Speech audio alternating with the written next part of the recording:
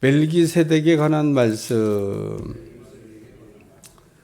시브리 7장 말씀을 우리가 읽으면서 멜기세덱이라고 하는 사람이 어떤 사람인가, 그리고 이 멜기세덱에 관한 말씀을 여러분이 잘 읽고 정리함으로 예수님이 어떤 분인지를 분명히 아는 여러분들이 되시기를 축원합니다. 시브리 7장은 시브리 7장 1절에서 3절까지 엔드, 거기서 딱 동그라미가 끝났어요. 그 다음에 4절에서부터 10절까지, 그리고 동그라미가 끝났어요. 그리고 11절에서부터 25절까지 또 동그라미가 끝났어요. 그러니까 이 동그라미는 심심해서 이렇게 그냥 자기 마음대로 그냥 쳐놓은 게 아니고 하나의 어떤 내용들을 이렇게로 구별할 때 동그라미를 쳤다. 시브리 7장을 읽어보면 다 멜기세덱에 관한 이야기를 하는데 이렇게 7장 1절에서 3절까지, 또 4절에서 10절까지, 10절에서 또 25절까지, 26절에서 또 28절까지 이렇게 네 번으로 나눠서 멜기세덱에 관한 말씀을 다루고 있습니다. 지난 시간에 우리가 말씀을 생각하지만 오늘 말씀에 좀 유익할 것 같으니까 간단하게 좀 정리하고 지나가면, 멜기세덱에 대한 관한 말씀을 하면서 7장 1절에서 3절에서는 세 가지 얘기를 했어요. 첫째, 멜기세덱은 의의 왕이다. 죄인을 의인되게 하실 분이다. 그런 뜻입니다. 두 번째, 살렘 왕이니 곧 평강의 왕이다. 화목하게 하기 위해서 오실 분. 그래서 하나님과 우리 사이를 사이좋게 하실 화목제물이 되실 분이다. 세 번째, 아버지도 없고 어머니도 없고 족보도 없고 시작한 날도 없고 생명의 끝도 없다. 자존하시는 하나님을 표현할 때 쓰는 용어입니다. 하나님은 원인이 없이 존재하시는 분이다. 그 원인이 없이 존재하는 분이라고 대답하셨던 것이 모세가 하나님에 대해 물을 때 하나님 누구십니까? 그러니까 I am that I am, 나는 스스로 있는 자다. 원인이 없이 존재하는 분이 하나님이시다. 이 땅의 모든 생명체는 원인이 있어요. 아버지 어머니 없이 태어난 사람이 어디 있냐 그런 얘기입니다. 근데 우리 하나님은 아버지도 없고 어머니도 없고 시작도 없고 끝도 없고 그냥 존재하시는 분이라는 거예요. 이거를 우리가 한마디로 정리하면 자존하시는 하나님, 스스로 존재하시는 분이다. 나는 스스로 있는 자다. I am that I am. 그렇게 하나님이 자신을 표현했는데 그 자존하시는 하나님에게만 쓸 수 있는 자존하시는 하나님이 바로 그 하나님의 아들과 닮아서 항상 제사장으로 있는 멜기세덱. 하나님의 아들과 닮아서 항상 제사장. 그러니까 왜 이제 오늘 이 항상 제사장 때문에 설명을 한 번 더 해야 돼요. 하나님의 아들 닮아서 예수님이 항상 제사장이다. 어제는 멜기세덱이 얼마나 높으냐? 멜기세덱은 높은 사람이다. 왜 그러냐? 이 모세보다도, 그러니까 모세가 율법을 받았잖아요. 모세보다도 그 위에 있는 조상 아브라함에게 11조를 받은 분이 누구냐? 멜기세덱이다. 근데 이 레위 자손은 아브라함의 허리에 있었다. 그러니까 이 레위 자손도 이 멜기세덱에게 11조를 바친 것과 같다. 그러니까 이 멜기세덱은 아브라함에도 11조를 받았고, 또 예를 들면 그 레위 자손에게도 11조를 받았다. 높으신 분이 되신다. 또 이 레위 자손은 이렇게 아브라함에게 복을 빌어줬는데, 이 복이라고 하는 것은 낮은 사람이 높은 사람한테 하는 게 아니고 높은 사람이 낮은 사람에게 복을 빌어준다. 그렇기 때문에 멜기세덱은 아론의 반차를 따라 제사장이 된 사람들보다도 높으신 분이다. 이스라엘 사람들은 아론의 반차를 따라 제사장 된 사람들이 다 높은 분이라 이렇게 하는데, 그 제사장들보다도 위에 계신 높으신 제사장, 예수님을 설명하는 말씀입니다. 그래서 멜기세덱의 반차를 따라서 제사장이 되신 예수님을 설명하고 있는데, 오늘은 11절에 레위 계통의 제사자 직분으로 말미암아 온전함을 얻을 수 있었으면 어찌하여 아론의 반차를 따르지 않고 멜기세덱의 단차를 따르는 다른 한 제사장을 필요가 있겠느냐. 그러니까 이 레위 계통의 레위 반차를 따르는 그 제사로는 우리를 온전하게 할 수가 없다는 겁니다. 그래서 온전하게 하는 제사장이 필요하다. 그래서 다른 제사장을 세웠는데 그게 바로 멜기세덱의 반차다. 그래서 어찌하여 아론의 반차를 따르지 않고 멜기세덱의 반차를 따르는 다른 제사장을 세울 필요가 있겠느냐. 그러니까 율법은 우리를 의롭게 할 수 있는 게 아니다. 그런 얘기입니다. 근데 바리새인 서기관들은 아주 성경을 이렇게 잘못 읽고 크게 착각을 했죠. 율법을 지킬 수 있다고 생각을 하고, 율법을 지켰다고 얘기하면 온전하게 됐다고 하는 얘기를 하는 겁니다. 근데 율법은 우리를 온전하게 하는 법이 아니고 우리의 죄를 깨닫게 하는 법이다. 이렇게 모세가 얘기했어요. 그렇기 때문에 레위 반차를 따라, 아론의 반차를 따라 그 제사장을 통해서는 온전하게 할 수가 없기 때문에 온전하게 하는 다른 제사장 멜기세덱의 반차를 따르는 예수님이 필요하다. 예수님은 멜기세덱의 반차. 이 멜기세덱의 반차는 아론의 반차를 따르는 제사장이 아니라는 거예요. 그래서 이 다른 한 제사장을 세운다고 성경에 이미 얘기하셨다는 겁니다. 그래서 그 제사의 직분이 바뀌었은즉 그 율법도 반드시 바뀌어지리니 이것은 한 사람도 제단 일을 받들지 않는 다른 지파에 속한 자를 가리켜 자들을 가리킨 게 아니고 자를 가리켜 말씀하신 것이라. 예수님이라는 겁니다. 우리 주께서 유다로부터 나신 것이 분명하도다. 이 지파는 모든 모세가 제사장에 관하여 말하는 것이 하나도 없고 멜기세덱과 같은 별다른 한 제사장이 일어나는 것을 보니 더욱 분명하도다. 그러면서 레위 반차를 따르는 아론의 반차에서 그 온전하게 할 수 없기 때문에, 온전하게 되지 않기 때문에 다른 제사장이 필요한데 그게 멜기세덱의 반차를 따르는 예수님이시다. 그 얘기를 지금 말씀하고 있습니다. 그는 육신에 속한 계명의 법을 따르지 않고 오직 불멸의 생명의 능력을 따라 되었으니 증언하기를 내가 영원히 멜기세덱의 반차를 따른 제사장이라 하였도다. 전에 있던 계명은 연약하고 무익함으로 패하고 율법에 아무것도 온전하게 못할지라. 이에 더 좋은 소망이 생기니 이것으로 우리가 하나님께 가까이 가느니라. 20절 또 예수께서 제사장이 되신 것은 맹세 없이 된 것이 아니라. 그래서 그들은 맹세 없이 제사장이 되었지만은 예수님은 맹세가 이시 멜기세덱의 반차를 따라서 제사장이 됐다. 맹세가 있다는 얘기는요, 변하지 않는다는 거예요.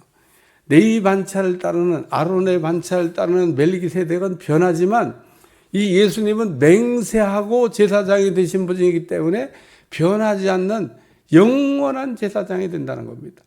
레위 계통의 제사장이 된 사람, 아론의 반차를 따르는 제사장들은 변해요. 왜 변하냐면 다 죽잖아요. 죽으면 끝나는 겁니다. 죽고 난 다음에도 순학권이 있냐? 죽고 난 다음에는 11조 못 받습니다. 살아있을 때만 11조를 받는 겁니다. 그래서 오늘 11조를 받으신 분 예수님. 예수님이 멜기세덱의 반차를 따라 11조를 받는데 예수님은 계속 받으십니다. 아론의 반차를 따라 레위 계통의 제사장이 된 사람들은 자기가 살았을 때만 순학권이 있어요. 살았을 때만 11조를 백성들한테 받습니다. 근데 예수님은 영원히 살아계시잖아요. 여기 어제도 영원히 살아계신다는 얘기를 한번 했어요. 여기 8절 또 여기 죽을 자들이 10의 1을 받으니 저기는 산다고 증거를 얻은 자가 받았느니라. 그러니까 레위계통의 사람들은 살아있는 동안 11조를 받고 죽을 자들이 10의 1조를 받았지만 저가 예수님은 산다고 증거를 얻은 자가 받았다. 예수님은 영원히 죽지 않는 분이시니까 뭐 계속 11조를 받으시는 거죠. 그래서 오늘 이 멜기세덱의 반차를 따라 다른 지파에서 제사장이 된 이 예수님은 맹세가 있는 제사장이다. 두 군데를 읽어야 되는데 오늘 창세기 14장 한번 읽습니다. 창세기 14장. 오늘은 찾으세요. 창세기 14장. 여기 멜기세덱에 관한 이야기가 나와요. 네. 어디 읽으면 되냐면요. 18절 말씀을 한번 읽으면 돼요. 18절. 네, 18절 말씀 다 같이 시작. 살렘왕 멜기세덱이 떡과 포도주를 가지고 나왔습니다. 그는 제사장이었더라. 그래서 여기 살렘왕이라고 하는 평강의 왕인 이 멜기세덱이 지금 나왔는데 하나님의 제사장이라는 겁니다. 높으신 하나님. 그리고 시편 110편. 시편 110편. 구약 성경에 두 번 나와요. 이렇게. 시편 110편 4절.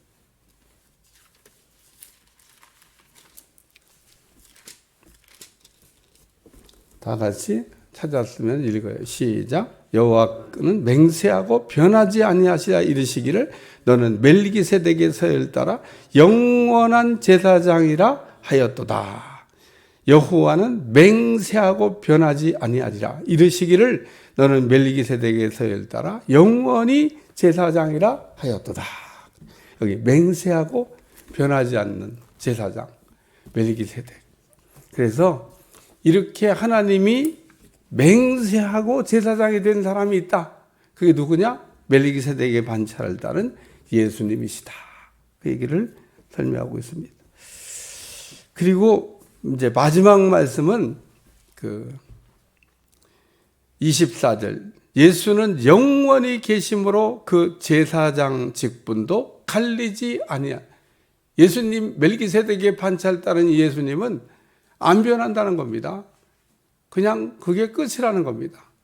구약의 아론의 반차를 따라 레위계통의 제사장이 된 사람들은 계속 바뀌잖아요.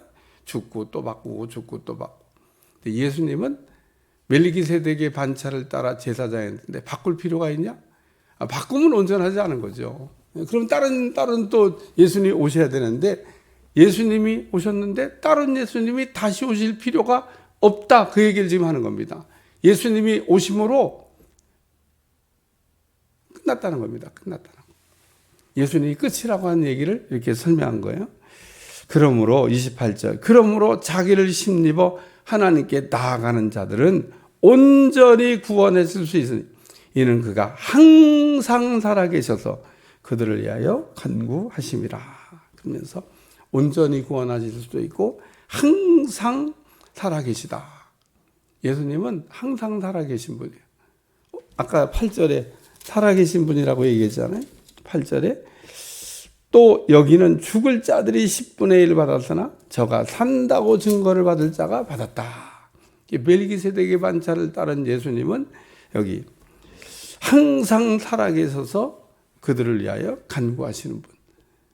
우리를 위해 중보하시는 대제사장. 멜기세덱의 반차를 따르는 예수님이시다. 그래서 이 예수님은 그 구약의 제사장들처럼 온전하지 못한 그 예를 들면 그런 제사를 드리시는 분이 아니고 온전한 제사를 드리시는 분이다. 그러니까 예수님을 통해서 우리는 죄인이 의인되는데 이 죄인이 의인된 것은 변하지 않는다는 겁니다. 구약의 율법을 따라 죄인이 의인된 사람들은 이게 변해요. 온전하지 않은 겁니다. 그래서 오늘 여기 예수님은 레위 계통의 제사 직분을 말미암아 온전함을 얻을 수 있었더라면 멜기세덱의 반차를 따르는 예수님이 오실 필요가 없지만 레위 계통의 제사를 통해서 우리가 온전하게 되는 게 아니기 때문에 다른 제사장이 와야 되는데 그게 바로 멜기세덱의 반차를 따르는 지파다. 이거는 아론의 반차, 아론의 반열에서 나오는 제사장이 아니고 다른 지파에서 나온다 그랬는데 오늘 멜기세덱의 반차를 따른 예수님은 유다 지파에서 나왔다는 겁니다. 그래서 유다 지파에서 나온 이 예수님, 육신의 계명에 속한 계명의 법을 따르지 아니하고 오직 불멸의 생명의 능력을 따라 된 제사장이다. 여기 다른 제사장들은 다 죽지만 우리 주님은 우리 멜기세덱의 반차를 따르는 이 영원한 제사장이 되시는 멜기세덱은 안 죽는다. 그 얘기를 하는 겁니다. 따라서 오늘 멜기세덱의 반차를 따르는 예수님은 우리를 온전하게 하실 수 있는 참 대제사장이 되신다. 참 이 말씀을 읽으면 어려운 것 같아도 구약의 그 아론의 반차를 따르는 제사장의 그 생각으로 가득 차 있는 유대인들에게 지금 이렇게 지금 아론의 반차를 따르는 제사장으로 우리가 온전하게 되는 게 아니고 우리를 온전하게 하실 분은 멜기세덱이라고 하는 사람, 아브라함이 11조를 바쳤던 그 멜기세덱이라고 하는 하나님의 제사장, 그 멜기세덱의 반차를 따른 그 예수님을 통해서 우리가 온전하게 된다. 그리고 구원을 얻게 된다. 그 얘기를 지금 말씀하는 겁니다. 이런 내용을 아시고 여러분이 오늘 좀 이렇게 히브리 번역은 조금 틀린 건 아닌데 조금 이렇게 읽기가 까탈스럽게 돼 있다고 하지만 어쨌든 이런 내용을 여러분들이 파악하시고 이 본문을 이렇게 쭉 읽어보면 아 그렇구나. 내일 다시 또 멜기세덱에 관한 이야기를 한 번 더 이야기하고 있습니다. 근데 이 말씀을 이렇게 여러분들한테 설명하면서 야 히브리 기자는 누굴까? 오늘도 또 궁금했어요. 누굴까? 바울일까? 바나바일까? 아니면 다른 어떤 분일까? 어떻게 이렇게 구약의 제사법을 아주 전곡을 찌르듯이 잘 알고 있으며 구약의 제사법과 그리고 오신 예수님을 이렇게 비교해서 설명하면서 아주 명쾌한 설명을, 그래서 이 히브리서가 정경이 된 겁니다. 만약에 이게 어디 하나 한 줄이라도 정확하게 설명이 안 돼 있으면 정경에서 빠지는 거예요. 히브리서를 정경에다 넣은 이유는 멜기세덱의 반차를 따른 예수님에 대해서 너무 정확하게 아주 잘 핵심적으로 우리에게 정리해주고 있는 아주 귀중한 말씀이기 때문에 히브리서는 우리가 버릴 수 있는 성경이 아닙니다. 이거는 진짜 하나님이 우리에게 하신 말씀입니다. 누가 썼는지 단 그것만 모를 뿐이지 왜 아무리 앞뒤로 해봐도 누가 썼는지는 가끔 성경에 내가 썼다고 이렇게 얘기하는 게 있어요. 요한복음 같은 경우 보면 요한이 내가 썼다고 이렇게 슬쩍슬쩍 얘기를 했어요. 그러니까 이거 사도 요한이 썼구나 알 수가 있는데 이 히브리서에는 그런 흔적이 없어요. 그러나 기가 막히게 구약의 제사법을 설명하면서 그 오신 예수님이 멜기세덱의 반차를 따라서 영원한 제사장이 되셨다. 참 읽으면서도 야 그렇구나. 오늘 이 멜기세덱에 관한 이야기를 하면서 멜기세덱에 관하여는 우리가 할 말이 많으나 이게 예수님에 관한 건데 할 말이 얼마나 많아요?